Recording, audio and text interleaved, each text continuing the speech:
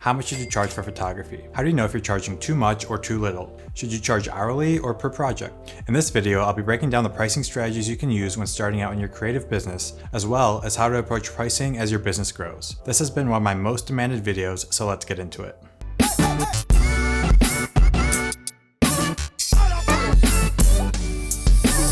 Hey there, if you're new here, my name's Chris. I'm teaching you photography and how to start a creative business. I want to say hi to all my new subscribers. Welcome to the channel. Today we're talking about pricing in photography.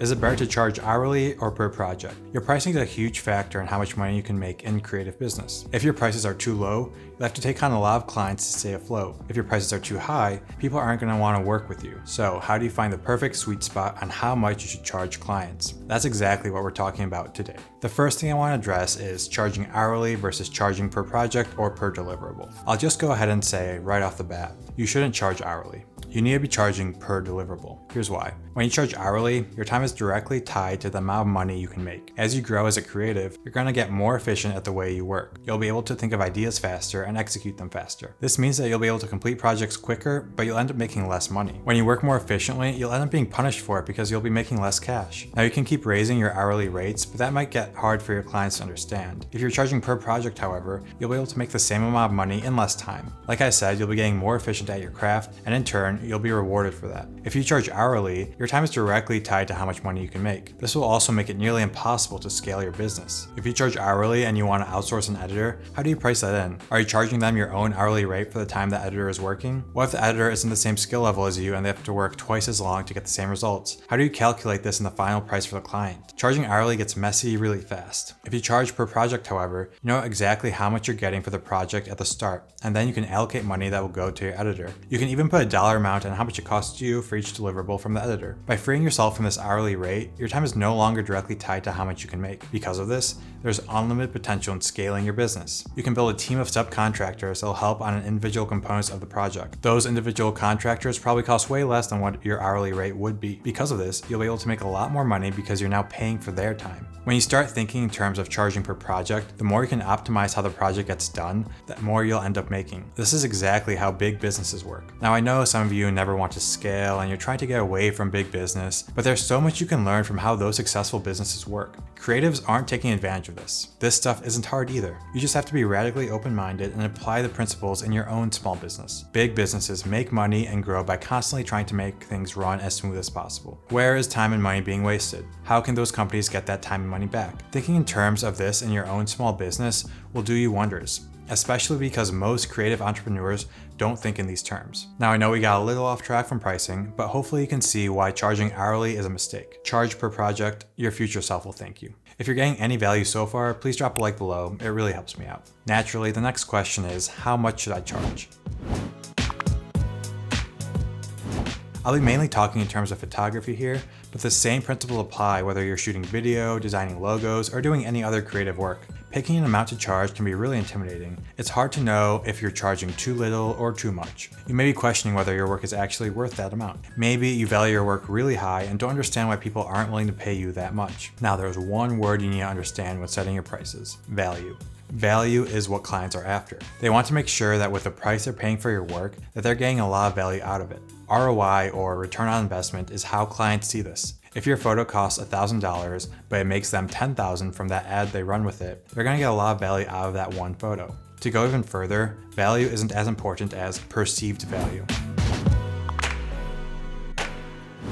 If a client perceives that your services are really valuable, then you'll be able to charge more. Let me explain more. Apple is a company that does this masterfully. Now, I'm an Apple fanboy, but when you really break down their computers and their phones, they aren't really that much different from other brands in terms of performance. Despite this, Apple is still able to charge way more for their devices. Why is this? Well, it's the perceived value. Everything from their marketing to feeling like you belong to an elite club allows Apple to charge more for their products than their competitors because of that perceived value. This isn't true for all their products, but it's definitely true for a lot of them. You can also increase your perceived value as a creative. You can offer things like fast turnaround times, awesome customer service, and custom mood boards, just to name a few, to increase your perceived value to the client. These are just bonuses that they normally wouldn't expect, but by you offering them, it increases your perceived value and allows you to charge more money. Alright, now let's talk about actual dollars.